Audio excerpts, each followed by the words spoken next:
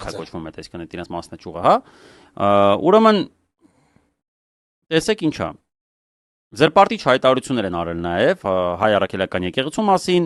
իր խոսքը մեջ բերել է ադրբեջանական մի հատ գործակալություն, ասում է, նայեք ինչա ասում է դի։ Ուրեմն ինչն է իրանց այդ Կովկասի մահմեդականների վարչության նախագահ Շեյխուլիսլամ, Խուլիսլամ մի խոսքով, Ալլահ շուքյուր Փաշազադե, հա, Ալլահ շուքյուր Փաշազադե, Ալլահ շուքյուր խույլումուլու, մի խոսքով, այդպես մեկը։ Ուրեմն մեջ բերել է ապան։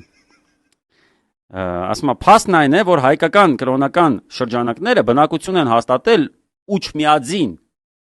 Էչմիածնի հետ էլ ես,